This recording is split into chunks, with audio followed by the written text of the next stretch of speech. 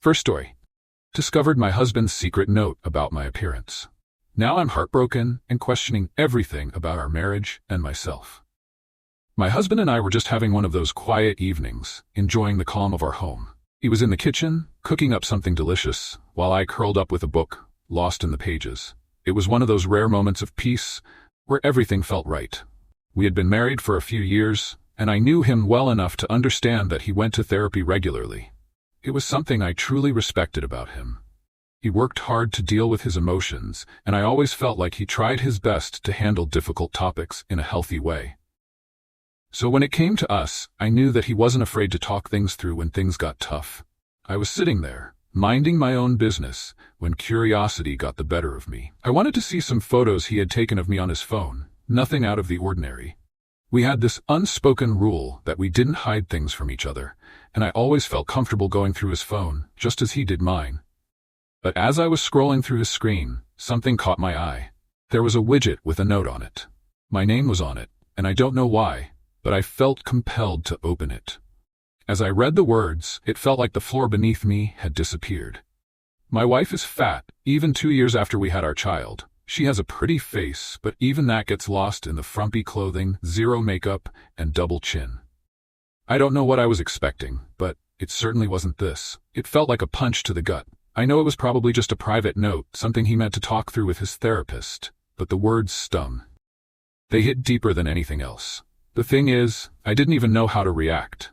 I just put his phone down silently, afraid to keep digging.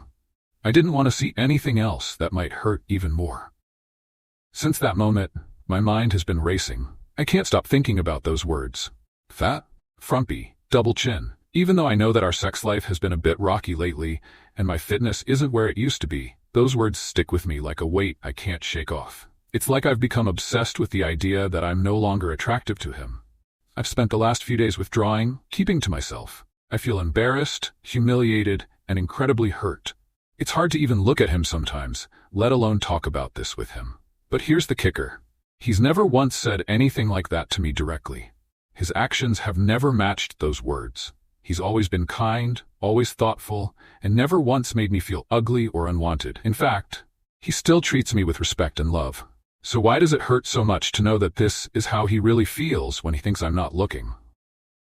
I just don't know how to reconcile the kind, loving man I see in front of me with the man who wrote those words about me. It's left me in a state of confusion. How do I move forward? Do I bring this up and risk tearing open a wound that I'm not sure I'm ready to face? Or do I let it go and try to ignore it, even though it's eating away at me every day? I don't know what to do. I feel stuck in a place where I'm questioning everything. Our relationship, my worth, and even the way I see myself. I just don't know how to handle this. Second story. After my husband died, I used my son's inheritance to support his brother. Now he thinks I never loved him, cut me off, and my family blames me. When I think back to my early days, it feels like I was living in a completely different world, one that I thought I could control. I was just 16 when I met my first husband, Daniel.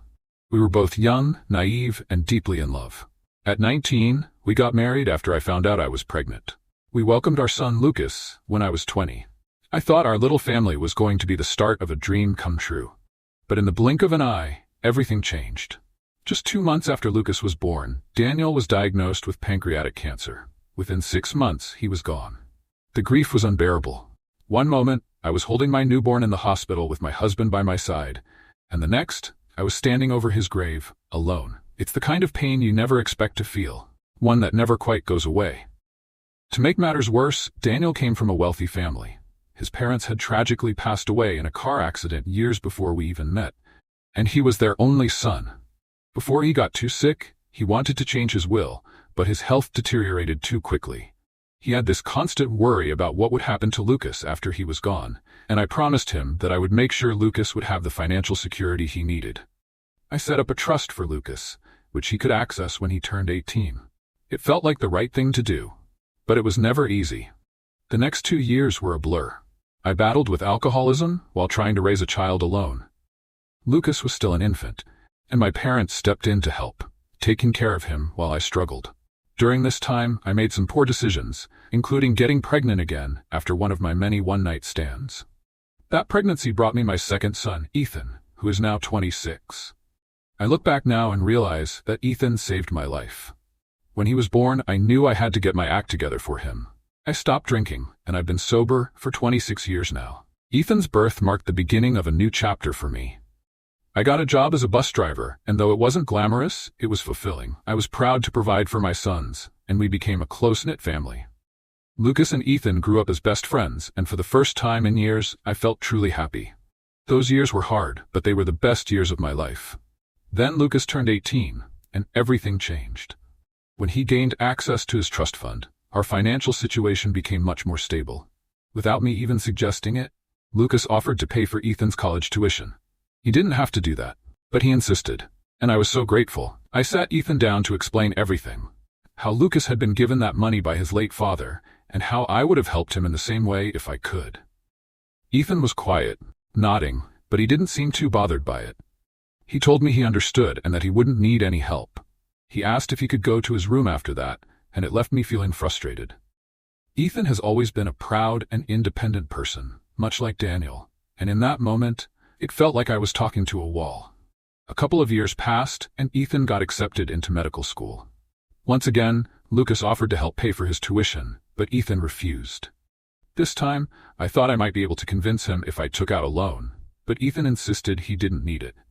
He'd applied for student aid and was going to borrow the rest. No matter what I said, he wouldn't budge. And just like that, he left for college on the other side of the country. There was no argument, no real discussion about it. He just left, and I haven't seen him since. Over the years, his responses to my calls and messages became fewer, and then, eventually, he stopped responding altogether. He changed his phone number, deleted his social media, and I was left in the dark. Earlier this year, I ran into one of Ethan's old friends. We talked for a while, and I learned that they were still in touch. I asked for Ethan's contact information, but his friend was hesitant. After some begging, he reluctantly gave me Ethan's email address, but only if I promised to keep it a secret. I was desperate to reach him, so I sent Ethan an email, pouring out my heart. I told him how much I missed him, how I thought about him every day, and how eager I was to see him again. I dreamed of having him back in my life. For months, there was no response. I started to lose hope. But then, just a few weeks ago, I finally heard from him. The email was short and blunt. He told me to stop contacting him. He said he was tired of me pretending to love him. He told me that his aunt had told him about the money I had left for Lucas. He grew up happy, never really thinking much about it because he thought that's just how things were. But now, he understood that I didn't care about him the same way.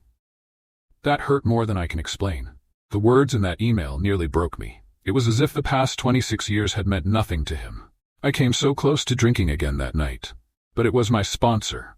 Someone who has always been there for me, who helped me stay strong.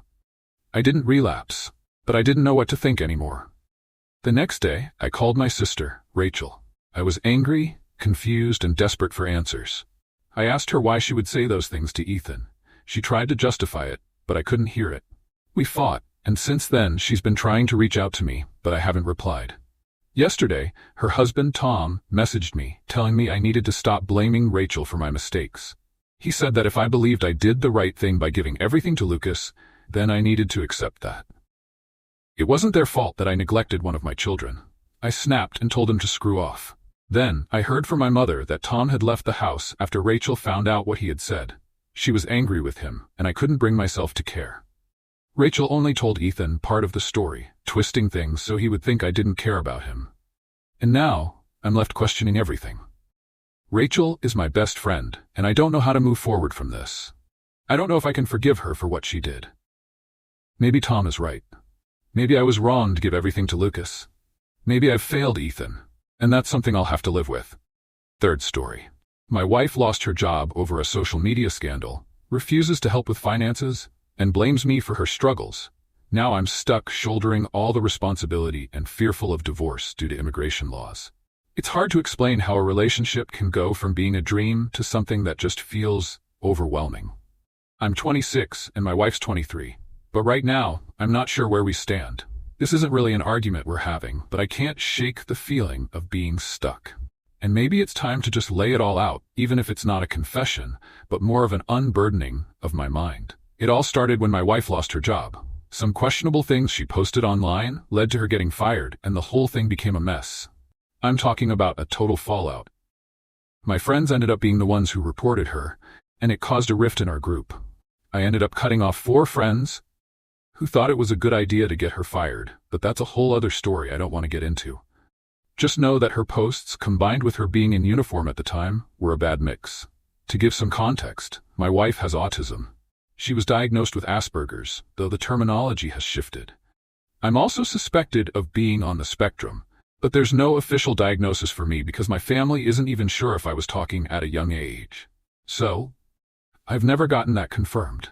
But it plays into the dynamic we have, especially in a situation like this. That whole job loss happened over a year ago, and since then, she's struggled to find anything else. She's turned down interviews, refused to even consider industries like food service or customer support, citing her autism as the main reason she can't handle those environments. Meanwhile, she constantly tells me she wants a job, but I'm the one left to carry the financial load. My income is the only thing supporting us, and it's starting to wear on me. She's bored all the time, and some nights I'm up late trying to support her emotionally. But I have work the next day. And as for the job hunt, well, she spends her time doing things like hiking, driving aimlessly, shopping, or crocheting. She plays video games, does anything and everything except actively looking for work. When I ask about her progress, it feels like she's putting in just a couple of hours a week, if that. The tipping point came one afternoon when I was busy working, and she told me she was going for a hike. I forgot about that because I was focused on my tasks, but then I asked her where she was and if she was planning to apply for any jobs that day.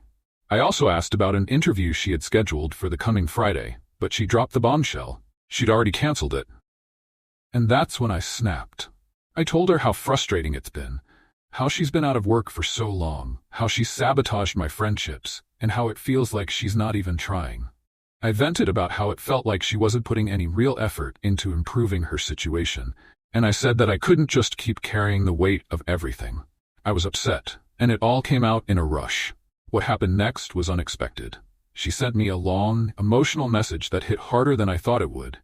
In it, she said, "How do you never care where I am or what I do is insane? So I'm trying to find a job last week. I drove to all Ragstocks and I applied to Barnes & Noble 2 days ago and 3 Theaters in the little uptown the editor tomorrow. I'm driving to Sinden Prairie in Roseville, that's where I applied, and I will be like, hey, are you hiring? Please consider my application. Thanks, cause I can't stand being at home all the time with you and your moods and mental illnesses or whatever you have, and I want to be able to have money and afford a pink Honda Civic at some point. Your brain is cooked or something, and I'm not even joking, these 3 concussions don't just go away or something, but now that I remember, you were actually never nice or good to me even online years ago. You were always kind of an asshole, only nice to me in some instances, and wouldn't talk to me for 2 months and then come back and repeat, and I would have to convince you to call or FaceTime, and it was always one-sided anyway, but I was just 8 teenagers. I didn't know any better and thought that's the best man I'll ever get, but I deserve better. And the thing is, she's not wrong. She's really not. When we first met, she was in Germany, and I was 18, and she was 15. I was hesitant about the age gap, and I brushed her off a lot. The culture difference between us made it even more complicated. For me, 18 and 15 felt weird, but for her, it wasn't so strange. She didn't understand why I acted the way I did. But after 3 years of her persistence, I eventually gave it a shot when she turned 18.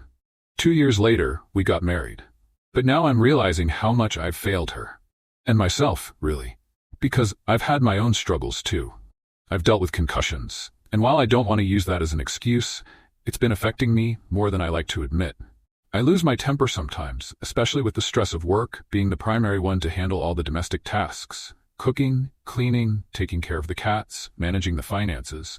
And if I'm being honest, I'm not happy with the way I look either. I've gained weight recently, and I hate seeing myself like this.